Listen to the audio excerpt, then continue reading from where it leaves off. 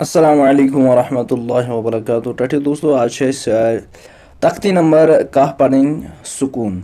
सुकून में तो गो वोनमुत सुकून क्या गो। सुकून साकिन या जज्म ये वन ये अमिच निशानी कि ये वो तुम यमिच निशानी ये यानी ये हरूफस पे ये मतलब निशानी तथ वन तमें हरूफ सुकून यानी बा साकिन, सा साकिन, रा साकिन, या साकिन, मीम साकिन, ऑफ साकिन यानी यथ हरूफस पे ये जज्म यी या सुकून तथ वन तमुक साकिन। आज पढ़ हरूफ हल्की, हरूफ कलकला पढ़। हरूफ कलकला 5 कच कौफ ता बा जीम दाल, कौफ ता बा जीम दाल।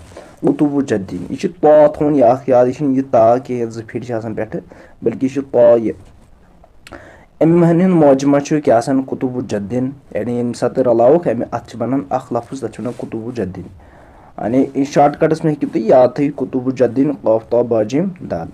तो जब इन पर जज्म हो यम साथ इन पर जज्म क्या यमन कौफ कौफ ता ब जीम तो दालस पे यम साथ जज्म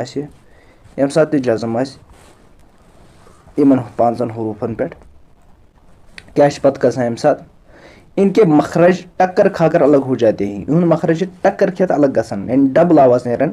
इनके अलावा किसी जज्म वाले हरूफ पर कलकला नहीं होता। अगर बाकी हरूफन पे यह यानी जज्म तिम पे गसन कलकला क्या बल्कि यमन होत हरूफन पे कलकला गसन। ठीक है, चलो पको ब्रोह हमजा बा ज़बर अब गयो अब हमजा बा ज़बर को अब, लेकिन यह कलकला वाला हरूफ बाश कलकला वाला हरूफ अद गल क्या अब क्या अब इब उब जब जिब जुब यानी अमिच आवाज डबल डबल गसान। बज बिज बुज सद सिद सुद कत क़ित क़ुत जक जिक जुक। वह इम्तिहान ये सीनस पे सुकून या जज्म, लेकिन सीन हरूफ कलकला क्या हरूफ कलकला 5 कौफ ता बा जीम दाल। सीन अत क्या इसलिए अत मज कलकला क्या यह सिर्फ बा सीन ज़बर बस, बा सीन ज़बर बस क्या बस पढ़ो न क्या बल्कि पढ़ो क्या बस। कत वुसा कित काफ ताजिर कित वुसा यह ता ये मगर अह ता पोड़मुत यह हरूफ कलकला यह ता हरूफ कलकला क्या इसलिए पढ़ो ये कित। जी आइन हरूफ कलकला क्या इसलिए गत मज क्या कलकला क्या।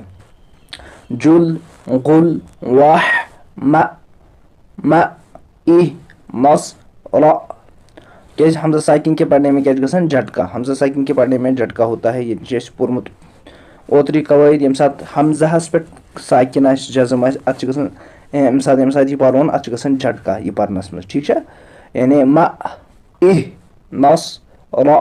ठीक है, थी से ध्यान।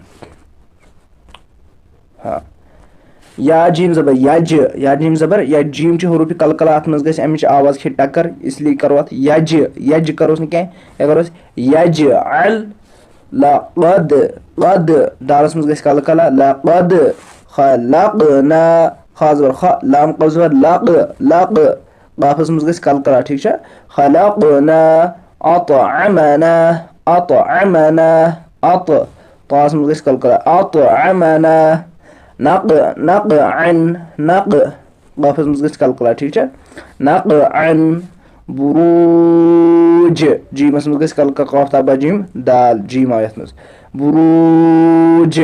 मुहीत तास मज गस कलकला मुहीत।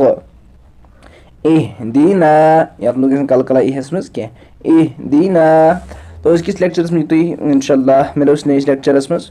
अगर कह बोय वुचान फेसबुक पेजस पे तमिस रिक्वेस्ट कर सह कर यूट्यूब चैनल यानी यूट्यूब चैनल कर सह ज्वाइन क्या यम सात यह कायद मकलाव पढ़ इंशाल्लाह अम पत खाड़ो न यूट्यूबस पे कहें बल्कि करो पेज बंद खड़ो खाली तो खाली यूट्यूब चैनल पे पन वीडियोज क्या फेसबुक से टाइम थोड़ा वेस्टिंग गसन अत मे टाइम लगान खाड़नस वाड़नस इसलिए मे मतलब फैसलो कोर्मुत यह कि खड़ो खाली यम कवायदिक लेक्चर सिर्फ यूट्यूब या फेसबुक पेजस पे बाकी यम ति माशाल्लाह वीडियो खाड़ो तिम खाड़ो इंशाल्लाह या खाड़न ति माशाल्लाह तिम खाली तो खाली खाड़न कत पे यूट्यूब चैनल पे ना कि फेसबुक पेजस पे इसलिए कर तुम कम अजी थो यूट्यूब चैनल सब्सक्राइब कर ताकि तह मिलो तमिक बेनिफिट क्या अम पे इंशाल्लाह शुरू कर इंशाल्लाह कुरान पाक कित हेचुन और कत कम कवायद तिमन मज गसन और कित हेको बेहतरीन अंदाज में कुरान पाक हेचित।